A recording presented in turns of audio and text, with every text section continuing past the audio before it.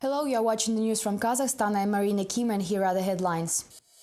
A newborn baby is kidnapped from the Almaty maternity hospital. In desperation, parents ask everyone for help. The end of Kazakh Gate. The U.S. court made a ruling in the trial over businessman James Giffen. The judge called the defendant a Cold War hero and imposed no jail time. 25 years for prison torture. Kazakh human rights activist asks for new amendments to the criminal code.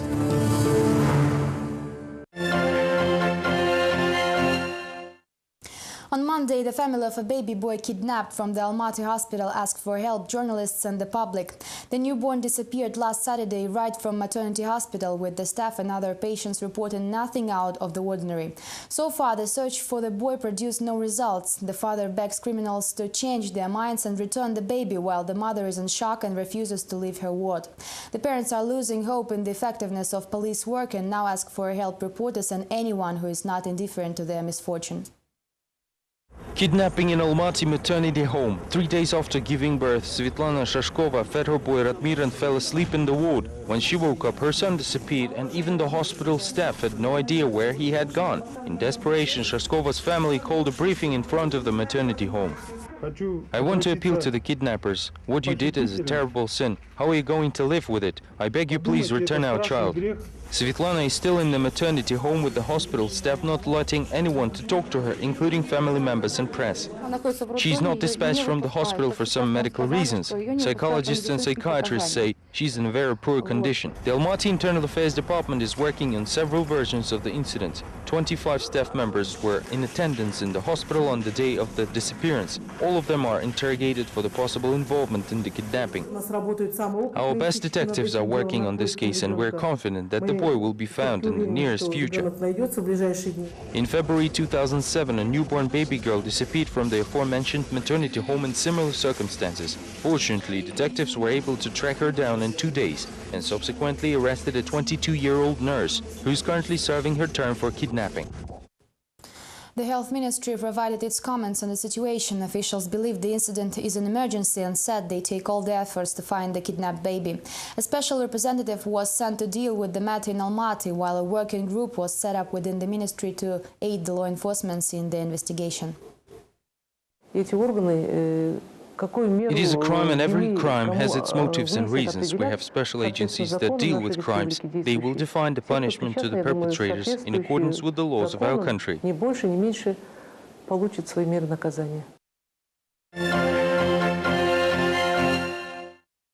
The protracted Kazakh Gate case finally ended on Friday in a Manhattan courtroom. U.S. District Court Judge William Pauley cleared the 69-year-old American businessman James Giffen of all charges and lauded him as a true Cold War hero. Giffen's case was initiated in 2003 when the businessman was charged with taking multi-million-dollar bribes for helping U.S. oil companies sign deals with Kazakh government. The prosecution said the amount of bribes paid to Kazakh officials reached $80 million. The main mystery of the case remained the possible involvement of the Kazakh president Nursultan Nazarbayev and former Prime Minister Nurlan Balgimbayev. In the final chapters of the trial, Giffen faced 1 year in prison and a fine of $25,000. However, the final verdict comprised of a prison term already served by Giffen at the initial stage of his arrest. In the end, Judge William Pauley even praised the defendant for helping thousands of Soviet Jews to emigrate to the West. Pauley also ordered Giffen to pay legal costs in the amount of $25, while his corporation will have to pay a fine of $32,000. Thus, Kazakh Gate ended quite well for President of Kazakhstan, and now it is important for him to host the OSCE summit in Astana at the highest possible level. Last Saturday, during a NATO summit in Lisbon, Nazarbayev called present heads of states to personally participate in the event in Astana, which has the Afghan issue on the agenda. Experts say this was an attempt of the president's administration to negotiate Barack Obama's attendance, even though officially the White House confirmed the delegation will be led by Hillary Clinton. Experts see Nazarbayev's Lisbon meetings as an attempt to catch a sailing ship and persuade Barack Obama to attend the OSCE summit in Astana, even though the Department of State already confirmed the US president will be replaced by Hillary Clinton. Perhaps this issue was discussed between Nazarbayev and Obama behind the closed doors, with Afghanistan likely ending up being a bargaining chip. It seems that after realizing that Afghan problem can be a foothold, Nursultan Nazarbayev offered his assistance, the best Kazakhstan can offer to the NATO, in exchange for concessions over the OSCE summit. The OSCE summit in Astana can give a strong impetus to efforts on stabilizing Afghanistan. We hope heads of states and governments of the OSCE member states and NATO partners will personally attend the summit in Astana. Some concessions, however, have been made already. Kazakhstan signed an agreement on land transit of the US military cargoes to Afghanistan. Also, Kazakhstan will be represented in the coalition HQ. Political analysts believe this will be enough to make the country a risk zone. It cannot be completely ruled out that Taliban could eventually return to power in Afghanistan. In this case, the very fact of presence of Kazakh troops in Afghanistan, as well as its involvement in the internal matters of this country, even through the UN mandates, will be fraught with serious consequences. In the meantime, heads of 61 states have already confirmed their participation in the OSCE summit, including West European leaders. Nevertheless, it is Obama's presence that is needed to show the true glory of Kazakhstan's multidirectional development. For this purpose only, Kazakhstan was ready to make unprecedented concessions. However, the closing moments of the Lisbon Protocol, with Obama patting Nazarbayev on the shoulder with a touch of crony negligence, hint at real attitude of the White House towards Astana geopolitical games. More on the OSCE summit in Astana. The city is virtually trembling with the number of innovations introduced on the eve of the event. It was revealed on Monday that members of parliament will have to leave the capital for the duration of the summit. The MPs will follow homeless people and the majority of students. Find out why next. 25 ноября мы выезжаем. Just like Leonid Pitalenko, almost all MPs will leave Astana for unscheduled vacations on November 24th. The parliamentarian says there is no politics behind the decision, and this is just a coincidence. Members of parliament are leaving for regions not because of the summit. We meet with the voters every quarter as part of the parliament's regulation. In the meantime, on December 1st and 2nd, all roads in Astana will lead to the summit events. The city even launched new taxis. Driver Murat Beksetov proudly shows his European car and new gear. The car is equipped with a walkie-talkie and a taximeter. The entire fleet is brand new just from the dealer. The new company is in operation since November 19th. Even the city mayor, Imangalitas Magambetov, attended the presentation of the enterprise. The partnership spent more than $2 million to buy 90 new cars. Next year, the fleet will grow by another 110. Evidently, some big hopes are pinned to the taxi company, as it will simply crush any competition after the end of the summit. We will not bully the competition, we will push it away with the quality of our services. Students will also leave the city like the MPs. It is already known who will remain in Astana when it will be attended by numerous heads of states. Everyone else was recommended and even paid to leave. 555 volunteers will help during the summit. During a meeting with rectors, the education minister himself checked the progress on his request. As reported by the Education Ministry, 196 student volunteers are working with the Foreign Affairs Ministry, 227 with the President's Office, and 30 with the Emergencies Ministry. Homeless people, students and taxi drivers. On one hand, the presence of the MPs on the list is surprising. On the other, there is definitely some logic in ridding Astana of excessive population. After all, the MPs are indeed elected representatives of people, and the authorities show their selectivity towards people under the guise of the summit preparations. 5 minutes in the office as a leader of nation. During a special lecture in the museum of the first president of Kazakhstan, pupils staged a custom performance about the life and work of Nursultan Nazarbayev.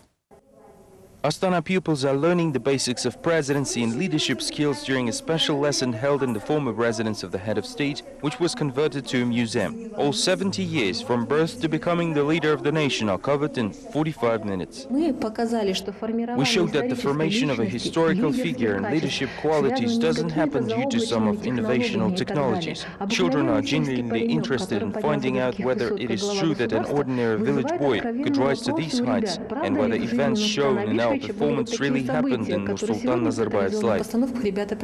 The part of the ordinary village boy is played by a pupil from the capital. He sticks to the script and proposes to make an effort for Kazakhstan to flourish. This touches teachers as the boy really like the head of state. He doesn't even say a word to cameras before leaving, surrounded by his bodyguards. On the other hand, the actor who plays Nazarbayev's father is more talkative. Bakhidjan Sabirov says that he wanted to be a president, but his father, a businessman, changed his mind. The boy even remembered the reasoning. It is not an easy task to think about the people every single day. You see, the president does everything for the people. In just 20 years, he built such a country which now chairs the OSCE. Pupils were even shown the first president's office decorated with gold and expensive attire, as well as the map of Kazakhstan marked with gold mines and major oil fields. However, even this seemed to not inspire children to become presidents, while organizers said the lesson is in no way foreshadows a soon change of rule in the country. These kids will not become presidential candidates for a while the leader of the nation constantly faces proposals he cannot refuse, for instance, not to leave the office until 2020. If you want me to stay, maybe you can offer me some elixir of youth. Perhaps medicine like this can be found in Korea. Students in Almaty also played political games on Monday. The Institute of Management, Economics and Law hosted an academic simulation of the United Nations, the Model UN. The topic of the conference was the end of the International Year for the Rapprochement of Cultures. There were not enough students to represent all the member states of the UN at the improvised mock-up assembly. This was likely due to the early Monday morning, which left several virtual countries with no representation. In essence, the Model UN is a role-playing game that imitates real sessions. The goal of the game is to give students the idea of how the organization works. However, one important thing was overlooked. There is an enormous gap between real politics and political games. Now some topics will not be just another news item on TV. The students have dealt with situations like these and now know how hard it is to achieve mutual understanding or pass a complex resolution. The topic was elected by students themselves, although they agreed that it could be changed later.